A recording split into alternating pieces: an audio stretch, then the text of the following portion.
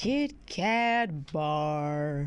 You know, you put this in my head, Candy. Me? Oh, yes. When you mentioned Chance the Rapper. Oh, yes. 'Cause That's guess my what? boy all of a sudden. I wasn't even thinking about that song until you mentioned him. Oh, did I mention him? Yeah, because we were talking about Get Out, and you were Yes, saying how yes, you yes, bought yes. all the tickets for Get Out. Right. You can move this back, please, Tashina. I haven't watched Get Out. I'd like to see Maybe Candy. we spoke about that last week.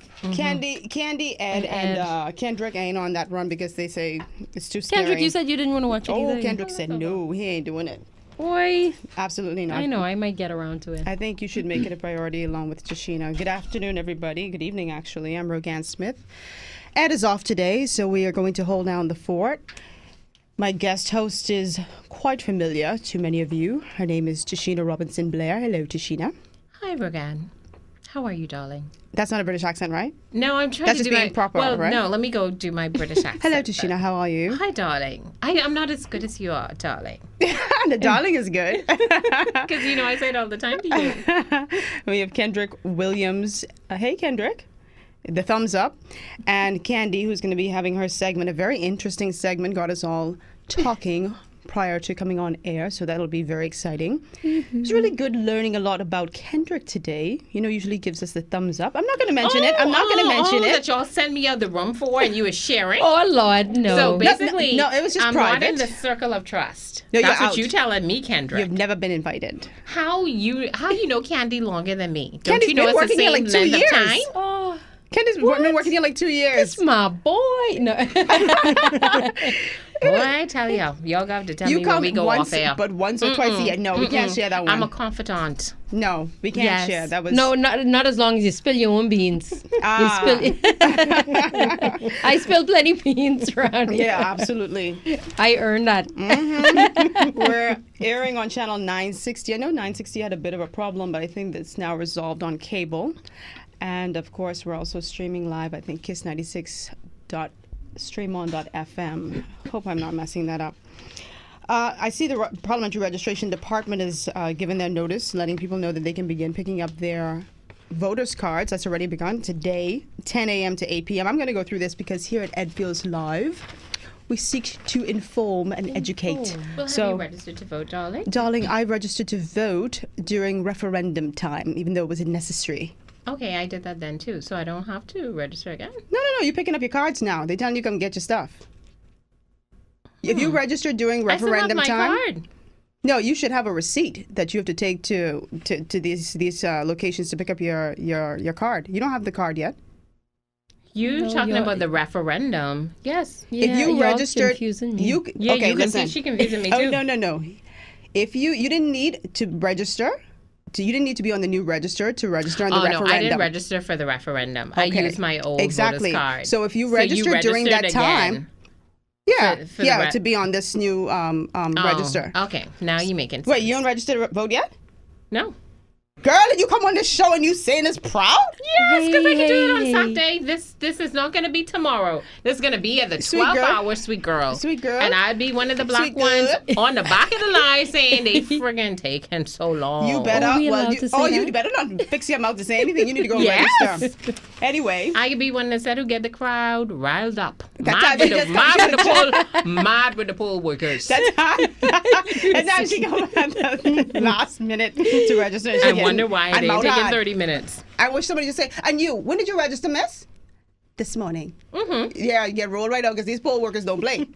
So anyway, 10 a.m. to 8 p.m., of course, Mondays to Fridays, and they're going to be at, so this is a bit lengthy, but I'll run through it anyway because I think you need to know.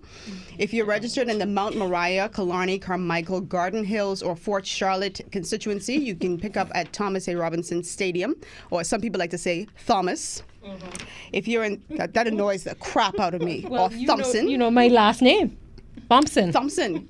Is that how you pronounce it? No. Because some people who named Thompson pronounce it Thompson. No, not me.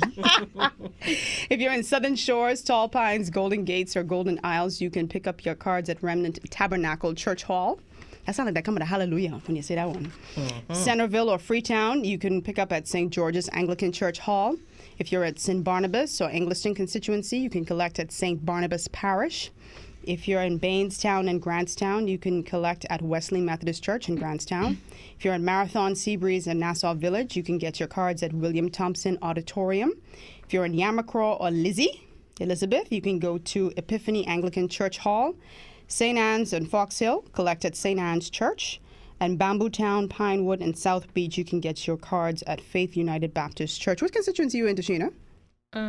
Golden Isles. And what are you, Candy? St. Anne's. Oh, okay. You know where to go? Pardon? Do you know where to go? The place probably ain't changed. Let's see if she was listening. No, I was. St. Anne's Church! I was prepping just good- now. that was a I good was not guess. active listening. You good caught me. Yes, guess. you caught me. I was reading something on my computer. I am Oh my sorry. God. Where it is now? St. Anne's Church. St. Anne's Church. Fox Hill. Well, yeah, You can that's pick up. where he's go to vote and all. Oh, yeah. So it was the Monday same to Friday. place. Yes. See, I didn't need to I'm in listen to Kabani, that. but I have to go to Thompson A. Robinson Stadium. So make sure you get your cards. And for those of you like Tashina who haven't registered to vote yet, please do so. Kendrick, you vote? You read it? Registered? Oh, I love it. Candy, you. So why you gotta be like? Why you gotta ask everybody? I gotta make sure Candy ain't do it. She just confessed. No, that's true. I ain't gonna lie. I just doing my part to make sure, we exercise our right. Yes. I'm right around the corner from them. I could go this week. And I will register. Whether Yeah. it's the 9th hour or the 11th hour, what they say? The 12. The 12th hour. Sorry, whatever. I like how she going from 9 to 11. 9 to 11. She get the Ice one with one of maker these. stuff. So how's it going, Tashina? Good, darling. How are things? Good. You had your birthday. Yeah. Oh, your birthday? Yes. Believe it or not, I'm 39. Oh, we believe it. Well, It why shows she- all in your face. Right. Well, No, In spite of your- I'm having a tired day because normally I have the 20-something glow. Despite your and See, Candy's Kendrick, greasing see, up Kendrick, all- when I say all I'm kinds of shirt. 39, you're supposed to be like, So, what? feigned disbelief. We did that. I went to a friend's birthday party, and we were at a restaurant, and she told the bartender age that she was 40. Now my brother was a bartender, so he used to tell me how when they want tips, the person could come in looking like Methuselah. Your job is to say what? No, girl, you look like you're 18. So she's 40. She does look good. So she's like, as good as me? Better. So she said. So she's like, So what? he said, I'm 40 today. He's like, the guy's face didn't even light up. It was just like a generic, what? He's like, wow, I thought you were 18. I said, look here, boy. My brother was a bartender. He didn't tell me all about what you all is doing. You're trying to get some tips, So he burst out laughing, going under the bar. And I say, no, but she does look good. So, no. You look good for 39. You look good for 39. All the way around the mulberry bush. Just say you look good for I 39. still will take it. No, man, Ain't you no look shame. good. You know what? You can't be nice to your friends. That's just my But mantra. that's your mantra. You're not nice to me. All the time. No. I was about to tell you how glowy you look. Chloe? She does look glowy. Is that I blush? gotta check her out. know, She might yes, be hiding right. from me. Stand up. Because I might be pregnant? Mm-hmm. No. Let me look at ain't you happening. good. If you see a belly, it's because I eat too much Wendy's. He's Ain't no Hey, be look at carrying you on good. like them Beyonce. cheeks even look like you get blush on it. Yeah, that's Yes. blush. Yeah. So the Oh, guy, you have on blush. Oh. So the guy in the liquor store wasn't lying there, and he said he looked because he saw me purchasing these 4 bottles of water. So he said, "Oh, no wonder you have that good skin. Then I buy it for you all and the guests. I haven't drunk water in so long." Yeah, it looks great today. Okay, so he wasn't lying. He was just trying to hit on me. Really, that does not look like blush. That's good. It looks looks good. like sun-kissed cheeks. See how, and this is the difference in our friendship. I'm the very complimentary friend. That's a lie. She is be like, you going to with us? I'm like, oh, you look so cute. No, I tell you, She don't you do look that. great. No, Nah, she- yeah. I tell you when you look great. She just be over enthusiastic sometimes, whereas we're like, calm now. So you're so silly. So Adrian Gibson is our guest this evening. Adrian's been on the show. I think this is going to be the 3rd time. Oh, yeah? Yeah, but this is going to be the first time with me and you. So I'm looking forward to the big grill. Yeah. He's running for Long Island. He's a son of the Searle, as they say. So this is going to be an interesting conversation. And he's a former journalist and columnist, so he'll give you Yeah, the full he should be 100. ready. Yeah, that's how Adrian is. I see the University of Bahamas. My old history teacher at St. Anne's, Dr. Christopher Curry. What's up, Dr. Curry, if you're out there? They're seeking to hold town hall debates in the coming weeks with the candidates, which I'm so looking forward to. And I'm going to talk to Adrian about that because I think I think we're now demanding that as Bahamians and as voters. It's not enough to have the rallies anymore. You know, the rallies are cool for rallying the base. That's what they're for. The masses. You know, yeah. but I think when we're talking about substance, it's time that we start focusing on these debates. And I like the fact that UB is seeking to take the lead with this, because I'd like to see their involvement. Really, that's their role as That's a their university. role. Absolutely. Right? So we need to see some polls now. Oh, yeah. Yeah, because Yeah. I know one of the other papers, they do a lot of polls. They get the company to come in and do the polls, and that's very important. But I want to see UB taking a more active role in that, and I'm looking forward to it. I want to see a lot of these candidates coming forward to do it. The debates are going to be what makes the difference for the educated swing voters who really following the issues and really trying to find out more about their candidates. Yeah. How they think on their feet, what are they going to say, you know, when they've not been overly practiced. Yeah. So for me, what's going to be key at the debates is who's going to moderate it. What are the questions that they're going to ask? They're going to take questions from the floor I would and stuff imagine like that they would. I think we'll hear more about it as they put things in stone right now. You know, right now I believe it's just, you know, in the infancy stages. But I would like to see UB professors. We have many notable voices over there and incredible lecturers there take part in the debate. Maybe they'll invite the media to, you know, cherry pick people from the media houses to sit on the panel. I don't know how it's going to work. I'm just happy that they're doing it, because a lot of times we get so caught up in, okay, this media house is doing this, so I don't want to participate. This media house, but it's neutral territory when it comes to the University of Bahamas, and I think people will be more willing to collaborate with them, you know? Yeah, I'm looking forward to see what comes out of that.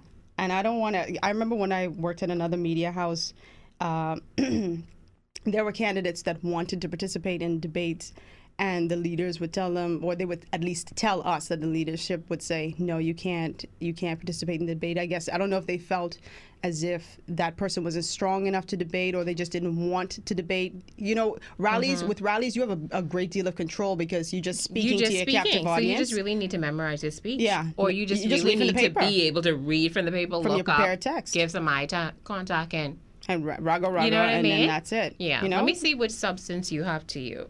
Absolutely. So congratulations, UB, on at least taking the step to do that, and I hope that it actually comes to fruition.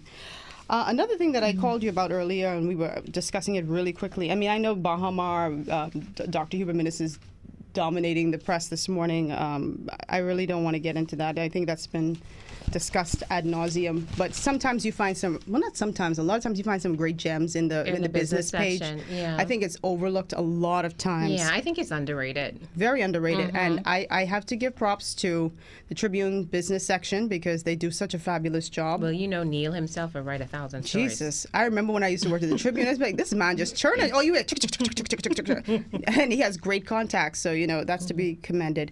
But he has a story here from Consumer Chief to Banks. We can't take all of this. This is Consumer Protection Commission's chairman, Jerome Gomez, who's questioning whether Bahamians are benefiting from foreign-owned banks and urging the country to get to the position where we say enough, you know, we can't take all of this. I mean, Bahamians have been complaining a very long time about a lot of these Canadian banks who are over here imposing these very high fees, and they're exporting a lot of the jobs that Bahamians typically had to, you know, the region, you know, to Jamaica and Barbados and all these different places. I think people are starting to get really, really frustrated and open their eyes. And you see in Bimini, RBC is pulling out. So I'm questioning what they're going to do now. The only bank not turning a profit is the Bank of the Bahamas. The only bank not turning a handsome profit. It's a shame, really. It really is. It's a real shame. It's a crying shame. You're going to see, I think Paul Moss was in the paper. I can't remember if it was today or yesterday. He was talking about in the Bimini situation, you're going to find a lot of people potentially turning to like web shops for banking needs. I don't know that that's the way to go at this point, but you know, they're going to have to, something's going to have to give. People need access to their money. So that's crazy. I mean, to have them pull out of the area without a replacement. Yeah. So then how do you do your banking? You know, and somebody made a good point about having to ferry over to the mainland. People who are on pensioners, they don't have it. They don't have that extra little bit to say, oh, I got to do this extra thing that cost me money. They were saying ferry over, catch a taxi, and get to the bank, and then come back. It's rough. They don't have that extra money with it. It's going to require that they spend just to go get their money. No. So, yeah, they're going to have to give. Oh, we have to take a quick break. When we come back, we'll continue it a little bit, and we'll probably go on to Candy. We'll be right back on Ed Feels Live. I didn't even see him looking for that song. Now, you're feeling good. You do love me. 2 weeks later. After y'all locked me on the door for your private huddle. 3 weeks later. Like SpongeBob, 3 weeks later. Kendrick, that was really good. That was Thank nice you, of Kendrick. Don't do it for Ro. Then I'll feel even more special, like it was just for me. No, that was nice. That sounded like that had like a Mufasa type feel to it, like what you call it, Lion King. Like that. Tashina says she loves public acknowledgement when it comes to her birthday. All the time. Nice job, Just my Candy. birthday, all the time. But especially for the birthday. We're going to go into Candy in a second, and she has a very interesting take on the reason why men are divorcing women. Yes, you do. That ain't what I say. Yes, you do. Anyway, we can talk. We can talk. Don't switch. That ain't what I say. Don't switch your mouth That now. ain't what I say. But before we Anyway, get I can clarify. You clarify, and don't forget to play our music. But before we go into that, I wanted to talk about Jubilee Gardens very quickly. Just a very sad situation with the folks. Obviously, they're already dealing with smoke damage to their homes. But now, the folks are coming in and stealing their appliances and their items. Yeah, people moving refrigerators. People just don't care. How you told a fridge My God, the people devastated got smoke in their house. And you going in And their you house going to to raid steal the house. the fridge. The fridge, you don't think they have enough problems? It's just, I mean, that broke my heart, man. People? Where do we come from? I don't know. Animals. Honest to God. The people are already reeling from this devastation. Exactly. They already can't be in their house, so you're living with who? Family and friends. Or it's at an the imposition. Or at the stadium. The stadium. But when last I saw, they did the story on it. Only one family had stayed there. But people were going back home because they said, and this is the situation. Because they said of the looting. They don't want people to steal the rest of their things, and it's a sad Catch-22. situation. Yeah. So now you got to inhale the smoke. And now we have a doctor. This is, I think he made comments on Friday, but saying, he doesn't even know what these residents are breathing in from the dump smoke. Well, we said it on the show last week that subdivision should have never been allowed to be placed so close to the dump in the first place. But now he's saying, these types of air pollution, they come with all kinds of risks. And, there's a huge risk factor for cancer and other chronic disorders. And my fear is, some things might not manifest immediately, but you just never know how it's going to play out in 10, the long 15, run. 20 years from now. And you're wondering why you have these health ailments and you're stuck in this situation. But people... Or why your child born with this problem. A defect or, it's so sad. But when I heard about... It was already sad to begin with, but when I heard about the looting, it's like you're really kicking a man when they down. Come on. You don't do that.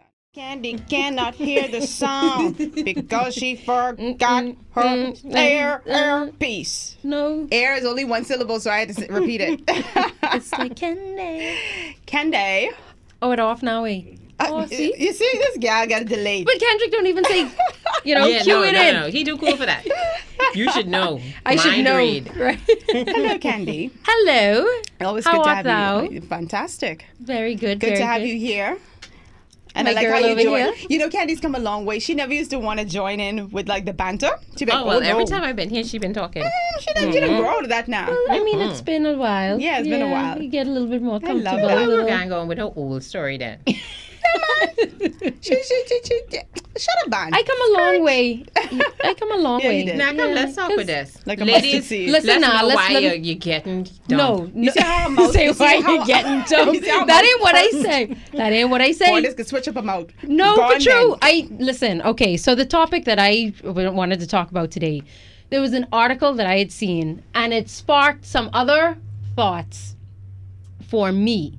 Now, I'm not saying that this is, the reason why, divorces are happening, but Tashina done mash me down with where this research come from. And where does the research come from? Not some Norwegian researchers. That's what she going wrong. Not But listen, anyway, so these Norwegian researchers were saying, while there is no, all right, what was it? The more chores a husband does, the more likely the marriage will end in divorce. That was the title of the article. That's what caught my attention. And I read through the article, and it doesn't say that, okay, well, the man is just going to leave. What they said, there wasn't an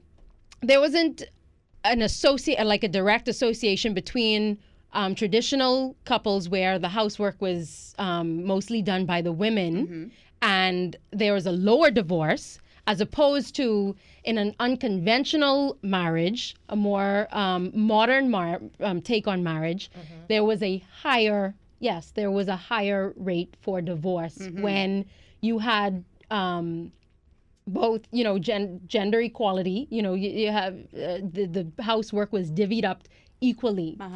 And then, most of these couples were, the women were highly educated, well paid. They weren't very dependent on the man financially anyway. So, okay, so if you're not, if you have a problem, helping with the housework, well then, we both have a problem then, because I'm not going to be doing it all myself. Right. And so not going to be doing it all herself. Right. And then I think, some men, but anyway, that led me to these thoughts. It's just interesting for me that there are just certain things that men just aren't going to do. I like how she looked over at Kendrick when she's like, Kendrick was going to voice up her head with a bottle or something.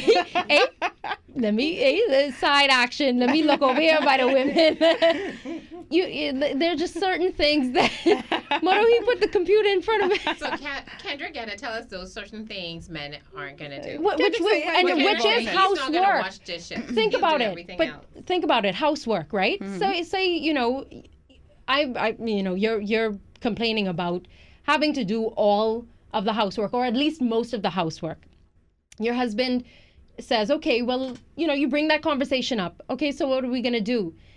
Majority of men, they may pitch in for a while, but I think for the most part, they're going to say, you know what, boy, we need to hire somebody, because I'm not willing to, do this for a long extended period of time. Is the woman prepared to do some yard work for an extended period of time?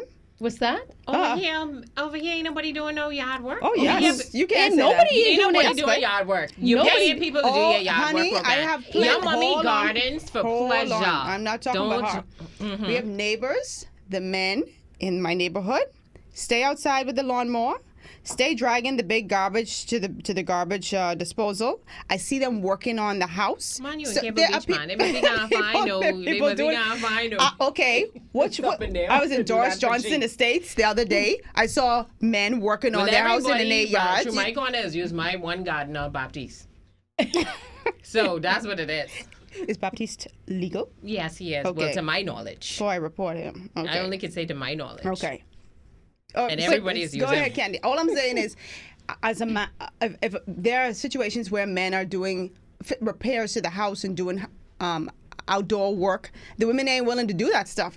You ask them to lift one garbage can to the garbage, they ain't gonna do it. I'll go outside and water the grass. That's therapeutic. That's for therapy. But you got Baptiste on staff. Do it. Yeah, to come and clean up and stuff like that. But like in these dry spells, I'll go out and water the grass. No. If the man is prepared to do certain work, then I can do some work inside. Yeah. But go ahead. But I mean, like certain things. Yeah, I mean, but certain things. I think Rogan calls for some level of expertise. Like if my boxing break up, I'm not going to repair that. My husband is not going to repair that. I'm going to call somebody to repair that. You know what I mean? Like certain things. But inside your house, the floor needs to mop. There's no area of expert. There's nobody that I'm going to call who is an expert on that I should come in, No, we both are capable of doing that. Yeah. You know what I'm saying? I know a lot of people now have housekeepers for housekeeper's sake. Because I look around the place and it's like either smaller than my place or the same size. And I'm like, you have housekeeper for housekeeper's sake? You ain't lying, because I've been to people who have like one bedroom. And then you have a housekeeper? Like, what you need a housekeeper What you need a housekeeper for? Literally. Like one foot in your bedroom and 1 foot out the door. Like it's a matchbox. Man, y'all know. Amputated. I don't see the purpose. Listen, y'all know, when you going to stay in a hotel, you leave and you come back and everything all nice and fresh and your bed made up. You like that feeling? Whether you're in a one bedroom or whatever, you just like that. You like that, man. I like the feeling, but I could do that myself if it's a smaller place. Yeah. I feel like I'd be wasting money having someone come up in there. Anyway, That ain't guilty. no. But you have guilty. kids. Yeah, But no. you have kids and it's Yeah, crazy yeah, and it's yeah. different. I know that. Yes. Yeah. But you know, I lost my train of thought. That happens a lot, you know. No, because we were interrupting. But I hear what you're saying in terms of, but you know, in those couple, I think it's because the women are just traditional. The women who are opting not to let their husbands do as much. Right. I think their whole mindset might be different. And you said the money level might be different too. Yeah, but hold on one second. We got to take a break real quick. I want you to hold that thought. We have to take a break for news, and we'll come back after that. Welcome back to Ed Goes Live. I'm Rogan Smith, joined by my fiery co-host, Tashina Robinson Blair. I wish this is the time we really need cameras in here. I see. And She like right up. I know, right? And Candelaria Thompson. She looking glowy. And Candy is talking about some research that she saw, an article from research that she saw an online. article. It says the more chores a man does at home, the more likely the marriage will end up in divorce. Tashina, before we took the break, was talking about the fact that the socioeconomic status had something to do with that, and that's what riled her up on the break. So I don't know if you want to continue with that, Tashina, or you just want Candy to respond to it. I just want to go on record You to look say scared. You look that real I scared. didn't. No. I didn't mention anything about money. No, she Or- brought that up. Yes. Yeah, she, Or who's said- making more or less. I think No, that wasn't whether, a fact in the original research. Right, no. But for me, this is why I said, I think either way, either if the man is making more money or the woman is making more money, it still holds true that the man just ain't gonna be into that. so Whether she's making less, he's still, I don't feel the vast majority of men are going to be that willing to do half of the housework. It No. doesn't, I don't think, whether they're making less or more. No, and I if think they it could afford remains it, the they same. are going to probably opt for help. Right. So I don't think, Rather I than never put help money themselves. in the mix of that. Mhm. I don't think it matters. I don't think it matters. Well, then we just went off on another tangent where we said, okay, well, I said. yeah. don't be speaking I try to do the French, yeah, but collective no, we. Right? no. Hey, you see what? Speak Yeah. English. When I said, if I am making more and working, then why am I coming home and doing all of the chores? That's only correct. Right. Well, this is why I said it's a gender It can thing. happen. It's why is it that the Not woman all is the chores, default but it shouldn't to do because the women work? allow themselves to And become then the default. what are the kids doing? Because my daughter does a lot around the house. She's 13. Yeah, I mean, as You know they what get I'm saying? older, you introduce certain things. I mean, if you have young kids, then you know. Well, No, but you no. see, it's because women, to your point, they allow themselves to become the default. You got I to learn how to agree. hold out. So, and I don't mean hold out in that way, in that sexual I was way. like, what? No. I'm talking about the fact that if the house is a mess and you speak to him, and he's not cleaning up the house, then all of a sudden it's, well, I'll just do it then because I'm trying to be in Oh, no dirty no. house. Well, you stay in that dirty house with him until till all the dirt cover Okay. your head. And things be start like growing a- in places they should an not be episode growing. on hoarders in this piece. Yes, No, until, like if he is habitually messy, then for me, yeah, we gonna have to get help because I like a neat place, and I'm not gonna be foot to foot behind you cleaning up your mess. I like a neat place too, but if I find myself constantly being And the obviously, only he one, is and the one who he's needs to not- pay for the help, not and me. he's not prepared to pay. well, Not no, on no, any well, it's the split it. same money. No, eh? no, can no. split it. He needs to find separate money to pay for that. Yes, because no, you better because then roll the out. money is coming out of the Every collective man- Where budget. that separate money coming from? Because I need to know. No, Because I where know that how you do separate your money. finance because it's your money, my money, and our money. So why does he have to pay for it? Why can't y'all money collectively Well, how pay is for our it? money paying for stuff? And I probably, you know how I am. I like things done in a particular way. So a certain amount of things I'm gonna do. So if you want a housekeeper because you don't want to do things around your house, then your money, not our money, or my money. Well, darling, need to my pay for money it. would be cleaning my things, and your things would be sitting there good and dirty and stink Y'all because are my money killing would be cleaning me. for me. So whatever dish I dirty, I say, no. That blue plate was No, no, mine. no. Wash that blue plate, and that red plate was hers. Since you would be so petty, then I gotta not get petty. So How am I paying particular. for things Sometimes when I wish I were a man just to do women in. Because you know I team petty. Yeah, please. But anyway, we have to wrap up pretty soon. But any takeaways, Candy? Because we got to go to I know. Adrian Gibson. I don't think there's any Y'all kind of take it from there. takeaway. Take it Takeaway is go But hire then- help. You know, boy, get your help. I always say, Don't be married to Tashina. no, I always tell my husband and my kids, oh my goodness, I have help and I love her to death. How old are your kids? These are young children. Yeah, well 9 and 6. Mm-hmm. And I mean the 9-year-old is they do stuff. They have their own little chores to do. But I always tell them, listen, she here for me. And are you She's paying for here for moi. She's not here for y'all. Y'all make up your own bed and all this other stuff. She's here to help me. And child, if I go, she come with me. That's my wife. I think every wife needs a wife. Boy, I think every wife needs a wife. That's this was key. a good discussion. My biggest takeaway is if any man gets with Tashina and she talking about you got to pay out your pocket, the Hold red on. plate If is hers he- and the blue plate is If he mine. does not want to just keep the house clean, because I'm gonna be down for. It depends on the size of the home. If the home is small enough where we could do this ourselves, but you still opt in for help, then yeah, you go ahead and pay for that. I don't want to do that. I don't want to pay for that. You pay for that. What if your man works a very physically demanding job? Let's just say, for example, he's a construction worker and he's working. Some of those guys are on the site 5 o'clock that in the mean? morning. My home is a It's typical physically demanding. 3-bed, 2-bath What that home. mean? He My can job. only go I'm sorry. You know what I mean? No, Boy, no. maybe y'all rough boy. No, let me tell you why, Rogan. Let me tell Massage you that why. man and clean No, that house, because yeah? no. Besides the fact that I work a full-time job, emotionally, physically, mentally, I am challenged daily with my children. Right, I have to deal with I have to deal with the children, whether that is school stuff, getting them sorted out or whatever it is, the house, making sure the house is straight. I'm sorry, that is a mental. See, physical work, you could sleep that off.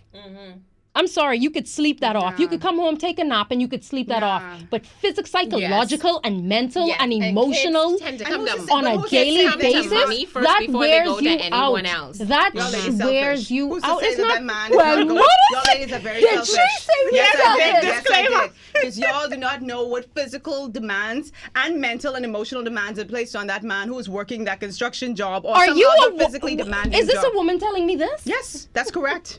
That's So his absolutely physical correct. job has nothing to do with my. I'm not saying physical. It cannot be a standard. It cannot be a standard response because everybody is different. Your man is doing if I were doing a physically demanding job, I would hope that he would be as But he's Do you know a job receptive that is and meant is understanding. that requires brain power is as equally as tiring? Hey, go from around here, yeah? When y'all get some callus on y'all, now I'm talk. But anyway, I'm gonna wrap This this up. will 'cause we use gotta where go to construction Adrian. aid. Yes, but it's pour concrete every day. That's how I know.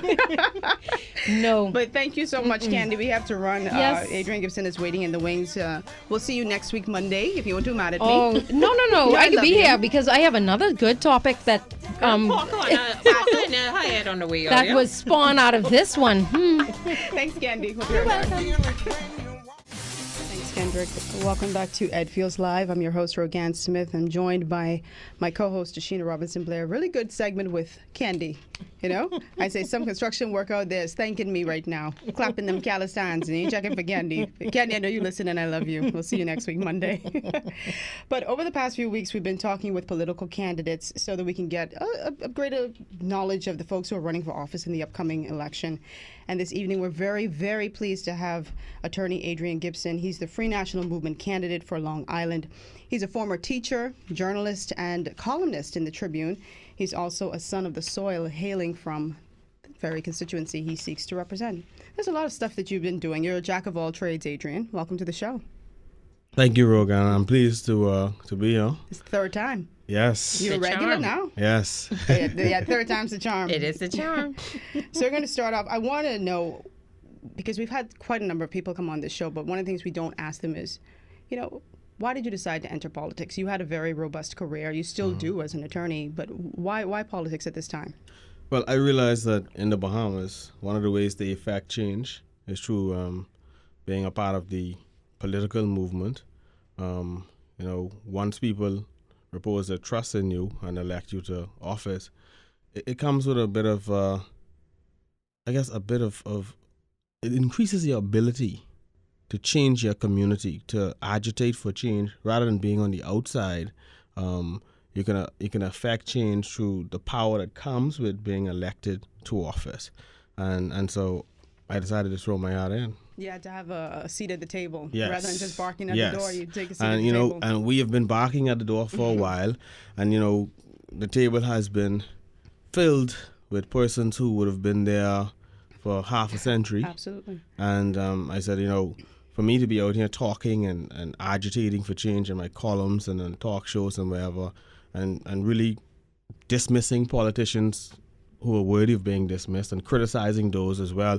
I said, why not just get in there? And some of the things that I've been agitating for, why don't you just try to agitate for it with the power of being elected by your people? Yeah. And so that's why I'm here. Have you always had political aspirations? Because I know a lot of journalists, they start off in the business, and then I guess where they're so close to it, covering Parliament and being so, involved in this process, they they're drawn to it. But did you always have the aspirations, or they just developed? No, my Grammy, she's the reason for this. When I was in primary school, between her and my former principal, Mr. Christopher Ramming, we would always have to report on the news. You have to listen to the news every day.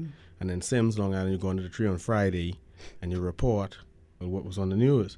So that's how I got into journalism, and that's also how I got into politics. And so my interest was piqued, and I realized that, you could move processes along through political involvement. And I look at 1992 in Long Island.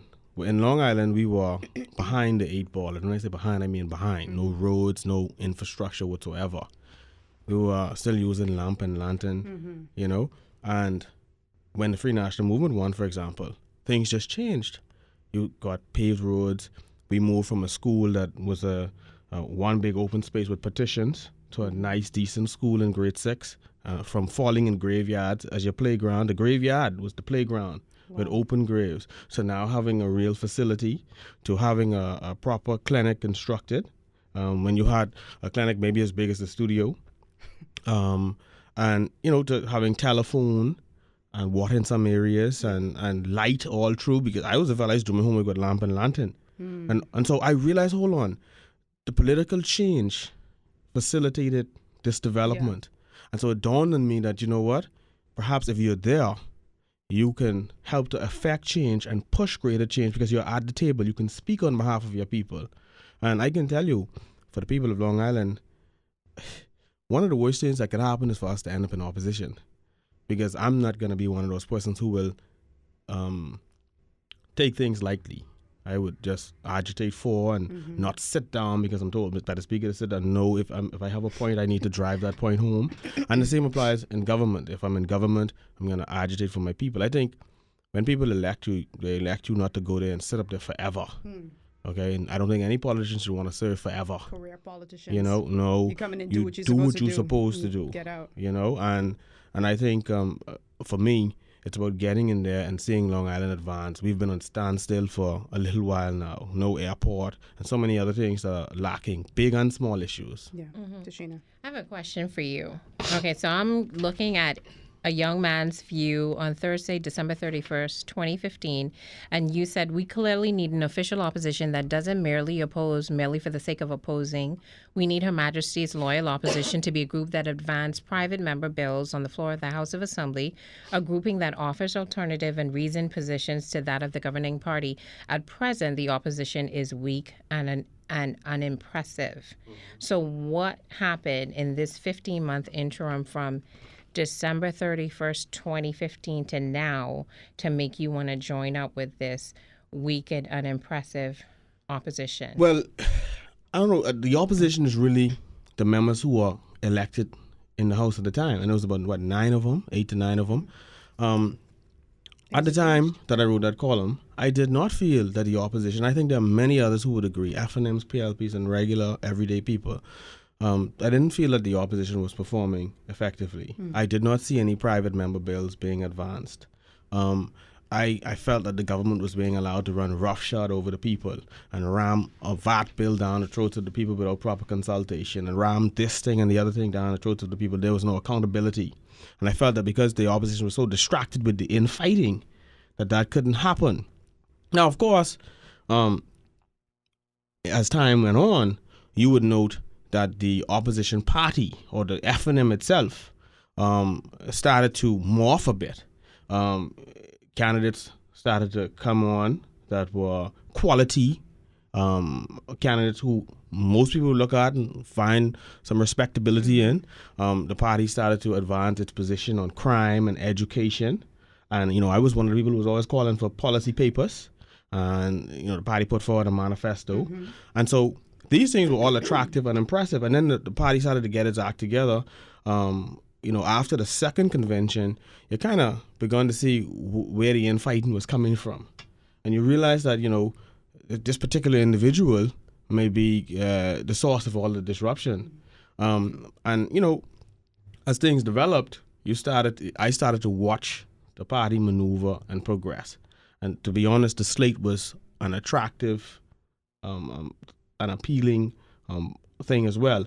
And then when Mrs. Butler Turner did what she did, and of course when everybody came to the realization that, the party could be more stable if she was out of the picture.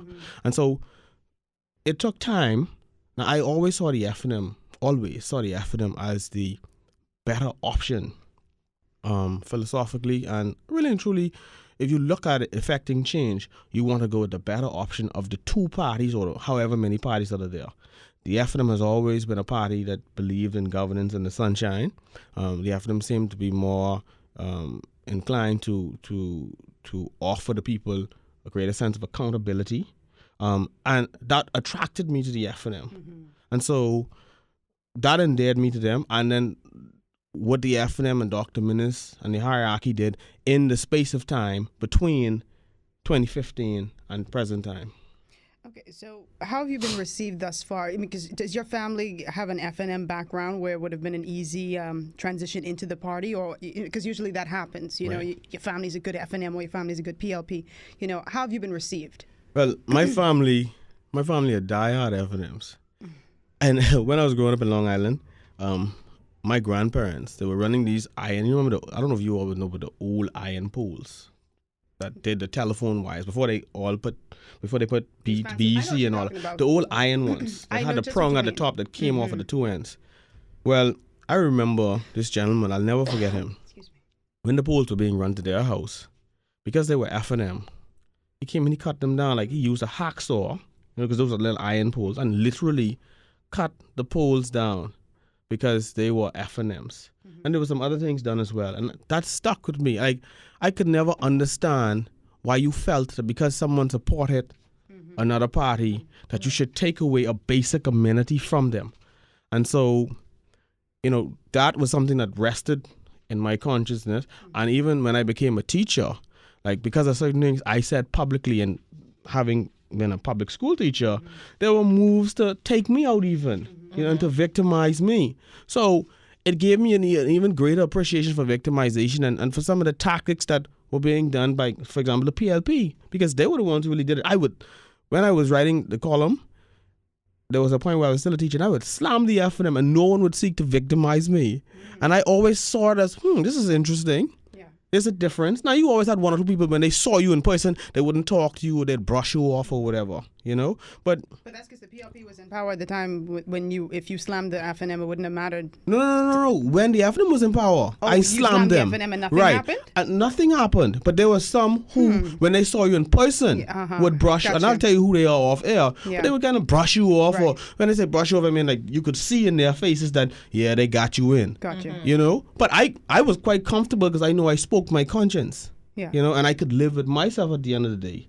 It doesn't mean that I don't support a philosophy generally. Right. It means that I need to be true to myself and true to my people and my readers. Okay. But so your family has my family has an FNM background. Yes. So how have you been received by the party? Very well, very well. The party has been embracing. To be quite frank with you, there are many in the party who've always been my friends. Dr. Minnis and I, we had always had a friendship, and we had always been cool. And there were others in the Free National Movement who I was cool with over the years as well. So, it wasn't anything. Some of them knew that, I was FNM, but that I, whilst being FNM, understood that I had an obligation to be truthful and to be honest with my readers. Sell.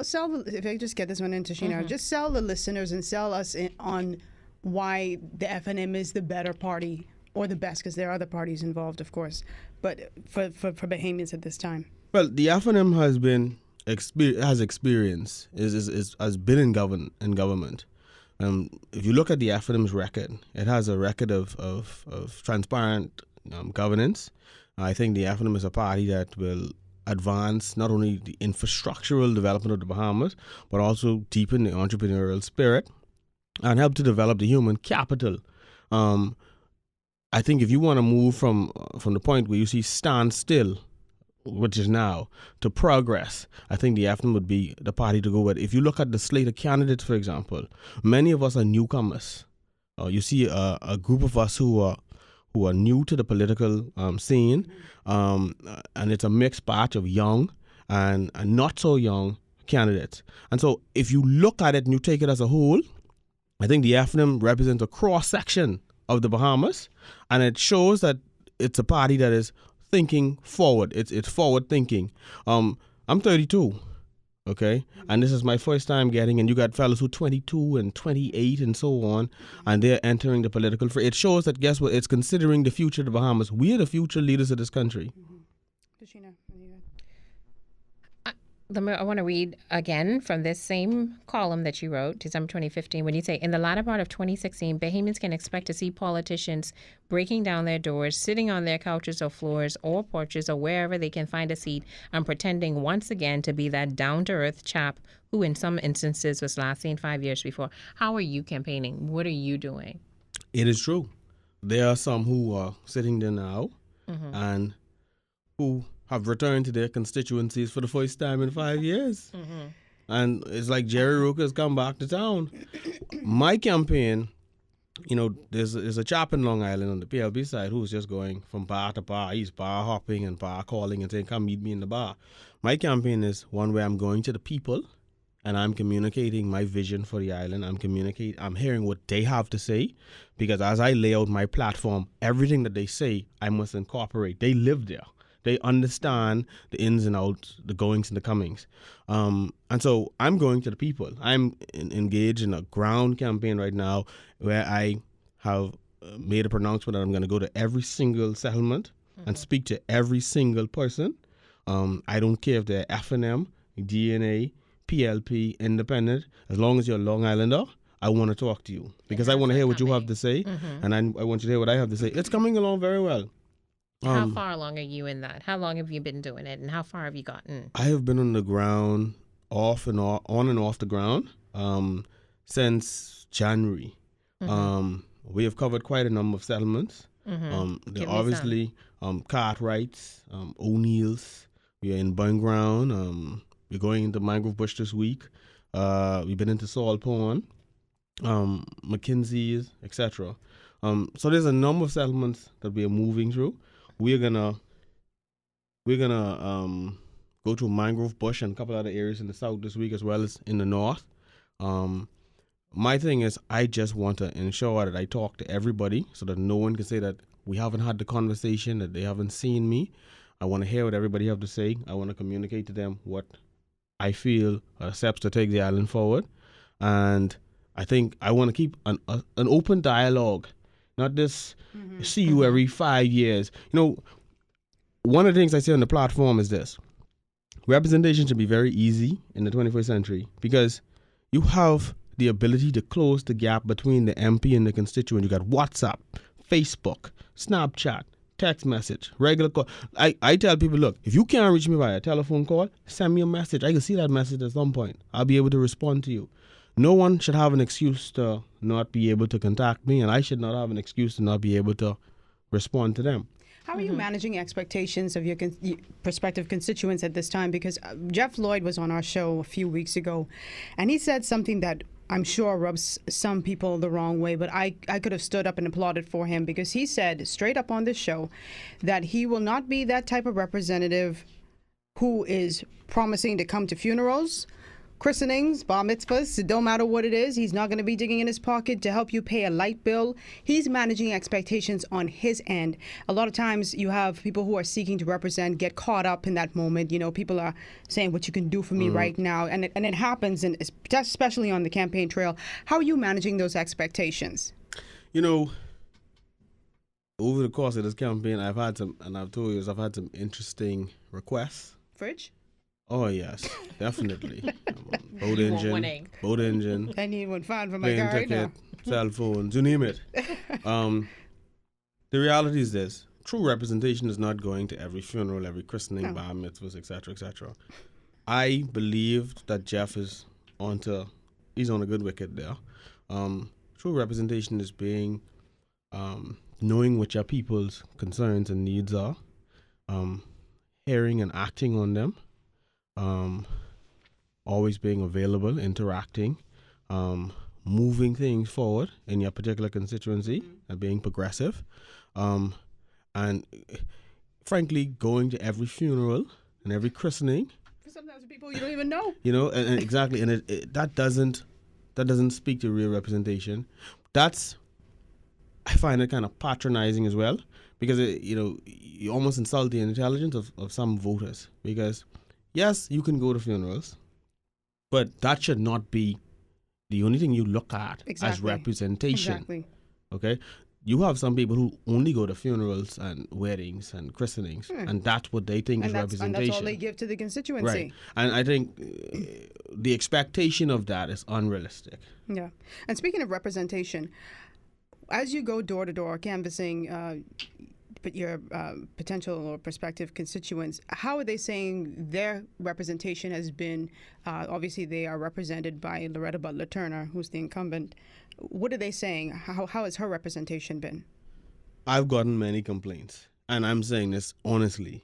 There are those who charge that she only appears at funerals and some christenings and some weddings.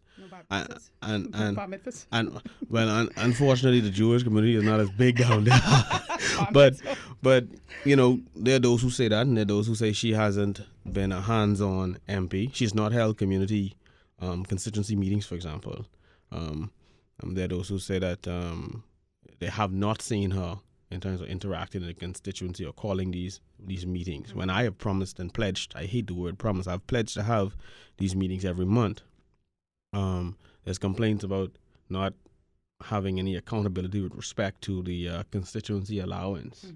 That's a lot of MPs, unfortunately. And I think, that's one of the hallmarks of my campaign is accountability. Even with the 100,000 that you get for your constituency every year, I think at the end of the year, you should provide your constituents with an audited accounting of what you spent and what you spent it on, so they can know. No one ought to be in the dark, because truthfully, that's the taxpayers' money. So I've heard a lot of complaints. Folks ask, well, what has she done? Because she cites the hurricane a lot, that she was there for the hurricane. Granted, she was there for the hurricane. But I feel like that's an MP's job. If I represent any constituency in a hurricane or any natural disaster hit that area, I'm supposed to be there. I'm being paid for that. I was elected to do so and to stand with my people. That's just what it is. But outside of that, nothing. Shana, you had a question? So how do you go about making Long Island a priority for the incoming government if the FNM is successful? How do you make Long Island a priority when traditionally it's really not been a priority? By having a big mouth.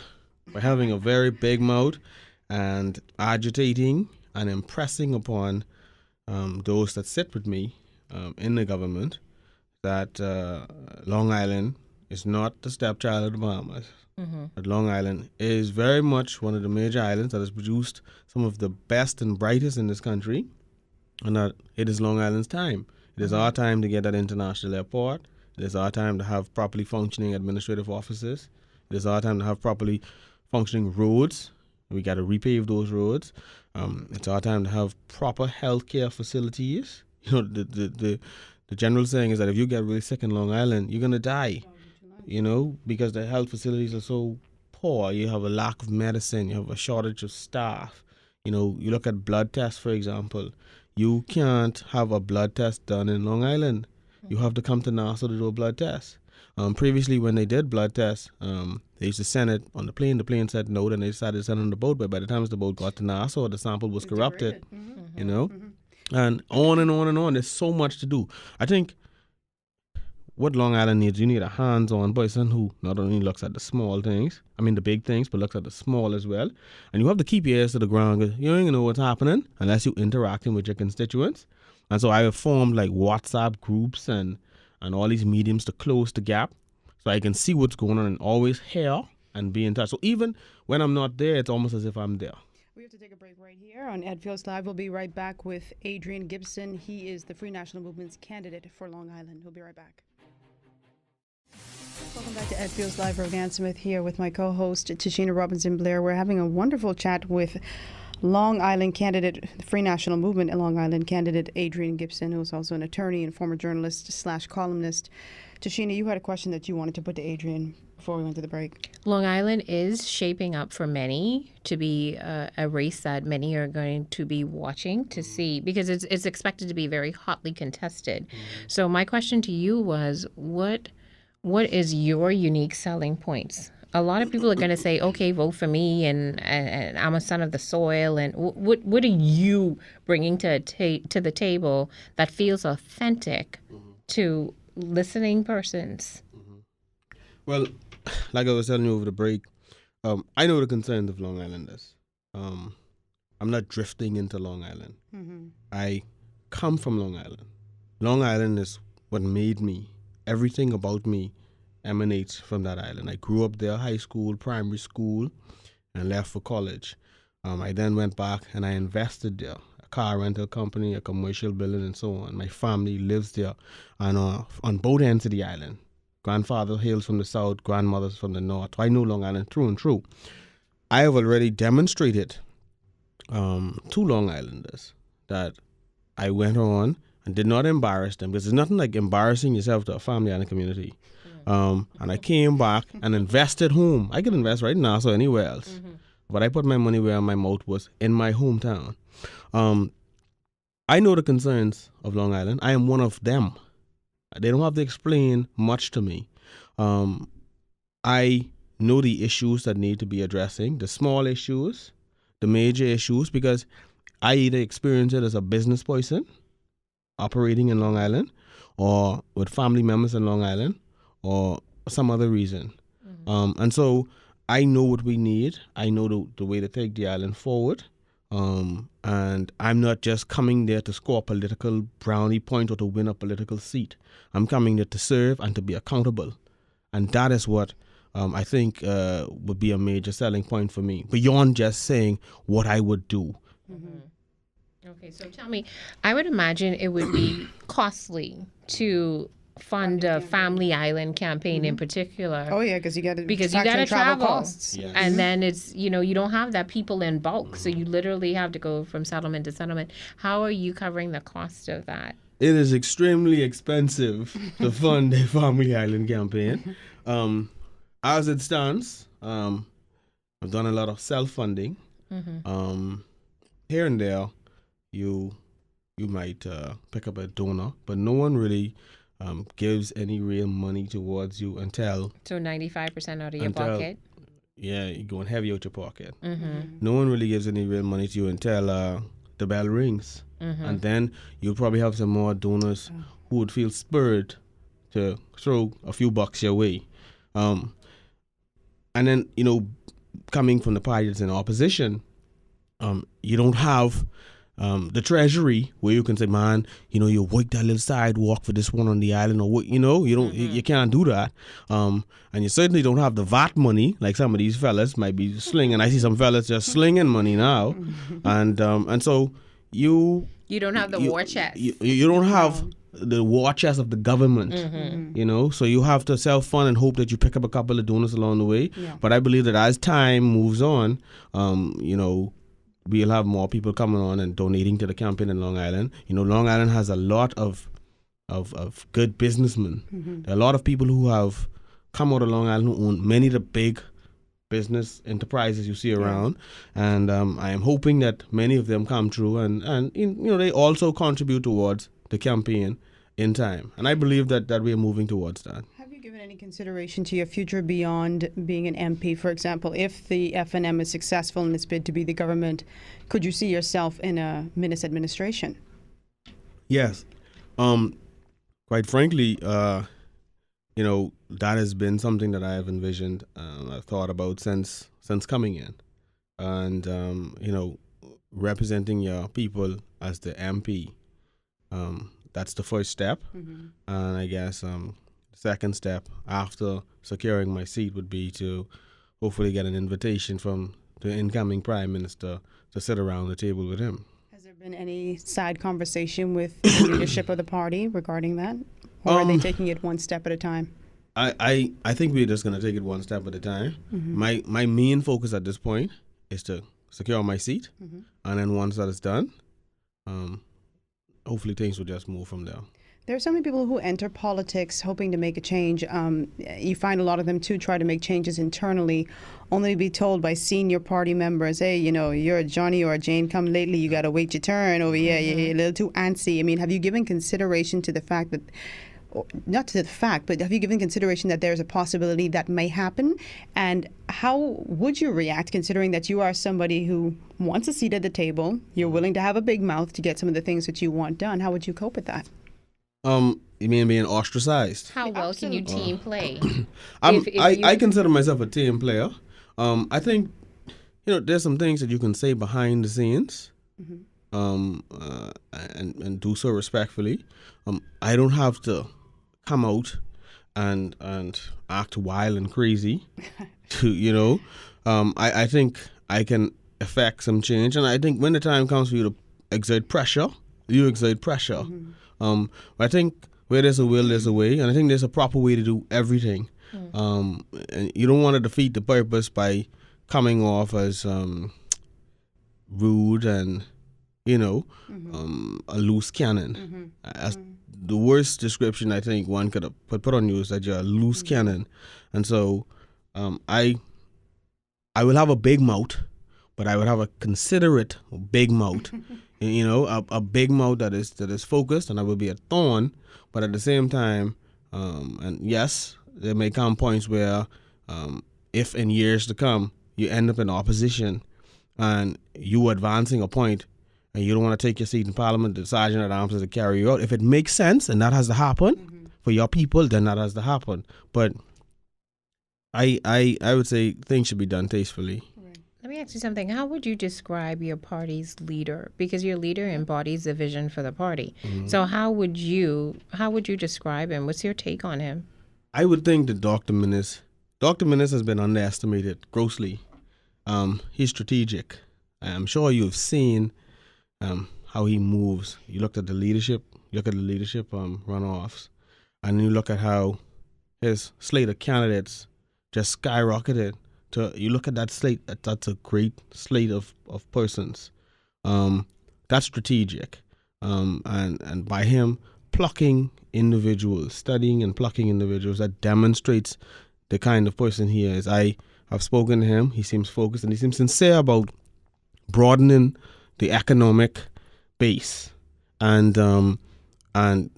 developing the entrepreneurial spirit, developing the human capital, and causing there to be not so much the same concentration of money in a small group of hands, and I could respect that. He seems to be interested in seeing that the family islands develop and become almost like little municipalities on their own, properly functioning and properly operating, and the same for the inner cities. I respect that, because Rogan, as you know, I'm all for justice.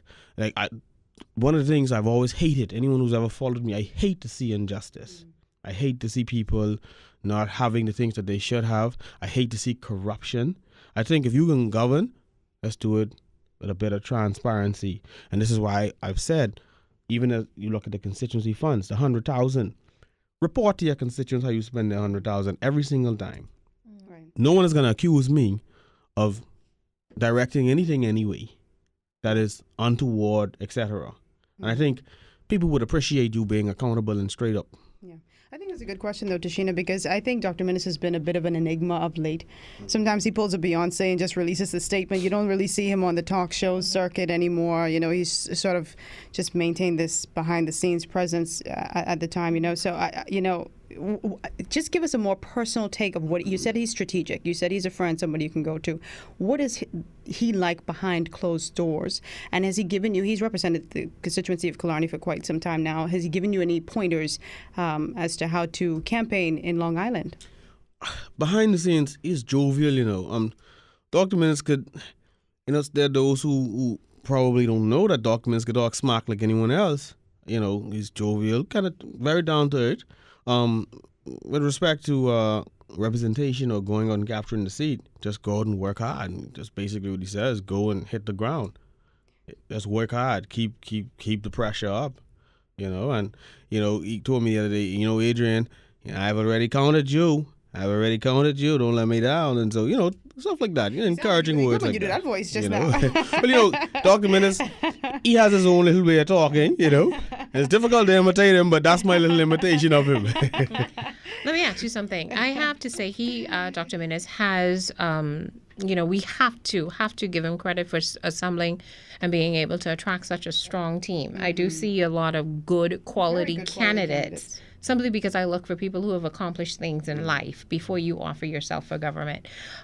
Having said that, how confident are you in his ability to keep these strong-minded businessmen and persons cohesive as a unit, working together, coming under his leadership? Because again, these aren't mindless sheep. These are people who are established in life. So really, that's going to speak to the strength of his leadership, him having the ability to keep these persons under the fold once he's brought them in. How confident are you in that? I think once, you know, in life you will always find those who might stray.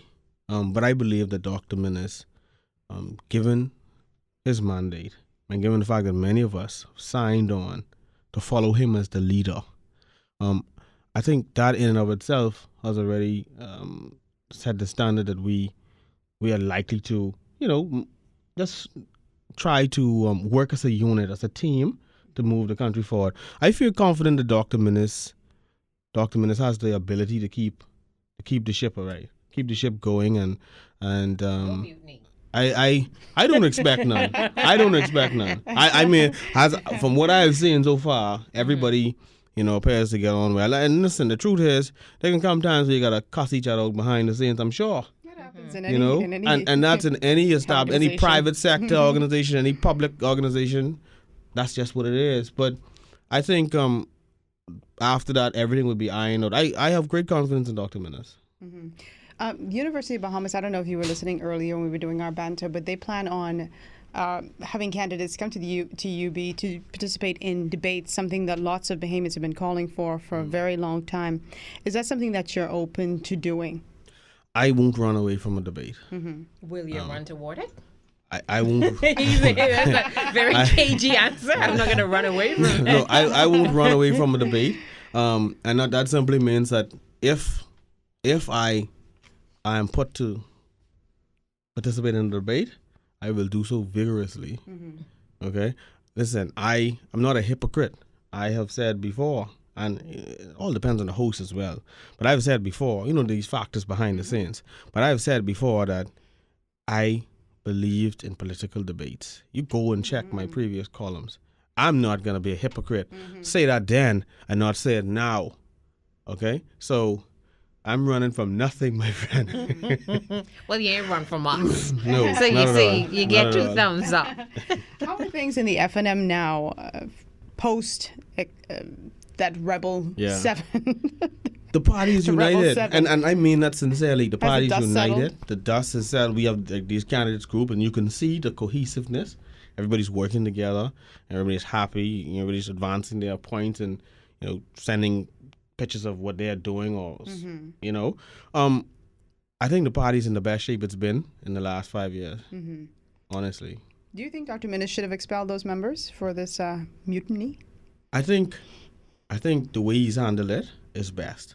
I think if there was expulsion, it might have caused some people to be more sympathetic towards him. It may have seemed that he was using a heavy hand. And I think the way he dealt with it was best. And does the actions of those MPs leave the party in a state of, I mean, you say the dust is settled, but does it cause some sort of paranoia in your estimation? Because now you don't know who to trust, who could be seeking to undermine you, and this is going to be a very hotly contested election. Does it make you sort of be on guard? Do you get that sense? In my case, I don't know so much. To be honest with you, Rogan, I'm just gonna focus. I'm gonna keep in mind. I looked at this graphic that was done the other day. Michael Phelps and another swimmer. Swimmer looks up looking at Michael Phelps. Lost the race. Focused. Right? I'm going to keep focused on my lane. I'm going to run my game. Right? If I take my eye off my lane and I look over at the next fellow, just when I'm about to go touch, he's going to touch ahead of me because that split second when I looked at him, you see what I'm saying? So I'm just going to run my game in Long Island. I'm going to keep talking to the people. I'm going to continue to interact and have events and go to the people's homes and be respectful and hear what everyone has to say and advance my platform. And hopefully that would engender the support that I need to win my seat. That's what I'm going to do. How tight do you think the race is going to be? In Long Island? I think it's going to be competitive. I don't think it's going to be tight, though. Oh, so you think you win a clear win? I think... I would be a fool to say I don't think I'm going to win. A clear win in terms of gaps. You said I look at it like this: if you win by one, if you win by 1 or 1,000, a win is a win, right? Exactly. So I think I'm going to win. Scrape by? No, I don't think I'm going to scrape by. I think Long Islanders are very intelligent people, very discerning, and they're going to make a considered decision based on the way you come to them and what you say to them. And our island, our people, I think they understand who is from them, who has their best intention at heart. But the turn has had an opportunity to serve, and she hasn't done well in that regard. And this guy Glendon Rule, well, he's a what you call a Johnny Come Lately, who really is. He grew up in Nassau with his Exuma, really from Exuma too, between Nassau and Exuma. And I don't know how much he knows about Long Island. And you're not going to win Long Island by going to the bars and buying rum. Allegedly. Okay? And allegedly. Well, that's not really alleged because if you look, because of course I have. And I have a flyer with Glendon Rule where he said he has about 8 bars on the flyer, his flyer, and he was asking people to meet him at these 8 bars at different times. Meet me at this bar at this o'clock, this bar the next o'clock. So that's his flyer. That came out of his camp.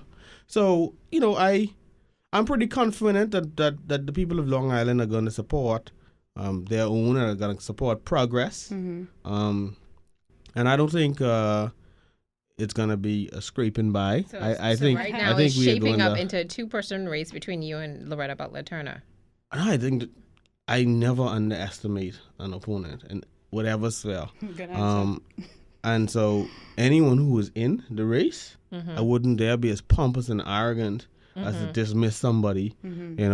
I expect the race to be competitive, but I would be fooled to say I'm not coming out on top. You just do the work. I'm gonna do my work, keep my head down, focus on my lane, and if the fellow over there want to look at me, then he can do so. But I'm not gonna look at him. But you could touch first. I'm gonna touch first. That's the plan.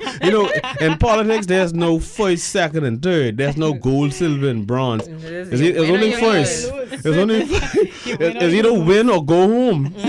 And I don't want to go home. Unless it's a Long Island to represent. Exactly. You got it. That's my girl. Thank you so much, Adrian. This has been fantastic. Anytime. 7 o'clock on the dot. Thank you so much, Jashina. You got to come back when Ed ain't here. Anytime. Because he could get some answers out. Thank you so much, Kendrick. Have a wonderful evening, everyone.